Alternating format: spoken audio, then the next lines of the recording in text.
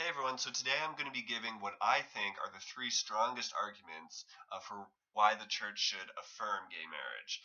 Everything I say this week needs to be put in context of what I said last week, so make sure you watch that if you haven't yet. And remember that next week I'm going to be giving the opposite side of the argument, just to make it balanced.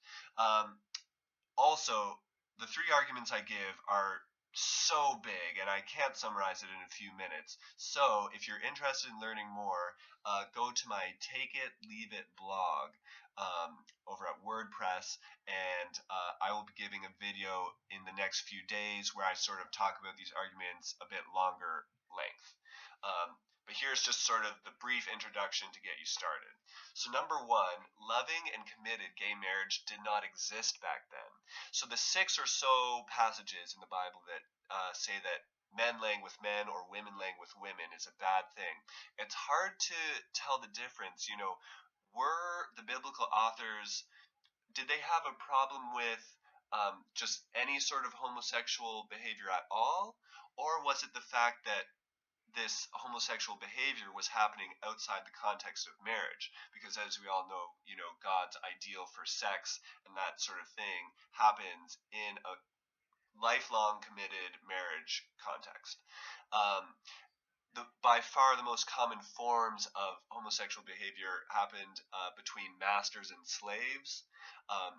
Pederasty, which is men having sex with younger boys, sort of in a mentoring relationship, a very common thing back in that day, or temple prostitutes, men having sex with a temple prostitute as a part of their religion.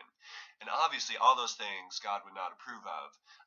And so, is that what the biblical authors were talking about? All right. Argument number two. As Christians, we're never trying to follow the letter of the law, but the spirit of the law. And to just give two examples of what I'm talking about, there's a number of passages in the New Testament where it says that women can't take leadership positions in the church. They are sort of underneath their husbands in the context of marriage. Like the husband is sort of the leader, head of the family. And even passages that say that women can't even speak in church. These are explicitly commanded.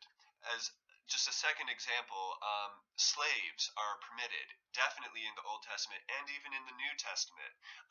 You're obviously not commanded to take a slave, but Paul gives instructions on how slaves are supposed to relate to their masters and vice versa. He's kind of creating a context where slavery can thrive. And both of these things, obviously some people still believe that women should be sort of subjected and this sort of thing, but for many Christians at least, both of those things, with women and with slavery, we feel like we've moved past that. And why is that? Because we're just in a different day and age now. We just believe that, they were in a patriarchal culture back then, and that's why they believed things about women like that. And then they just also hadn't thought about human rights like we have, and that's why they thought about slavery that way. So we look at those things in the Bible and we just take them with a grain of salt. And so the question is, why can't we do that with homosexuality as well? Has God just sort of continued to grow us over time to the point where we now realize that everyone should get this right? And lastly, number three, good trees bear good fruit and bad trees bear bad fruit. This is the whole gay marriage debate within Christian circles is so complex, and we can study Greek words and hermeneutics and how to interpret verses and all this sort of, until the day we die. But ultimately, Jesus said that good trees bear good fruit, bad trees bear bad fruit.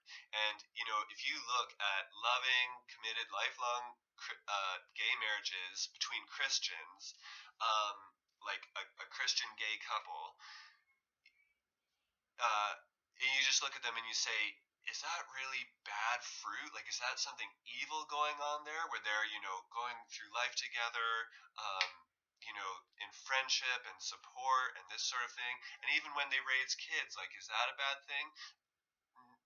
the majority of studies on children raised by gay parents show that these children are no worse off than being raised by heterosexual parents. And so, yeah, it's just sort of when all the other arguments are complex, at the end of the day, you can just take this simple stance and say, you know, uh, is this a bad thing? It doesn't seem to be. So maybe it's not. All right. Talk to you later. Bye.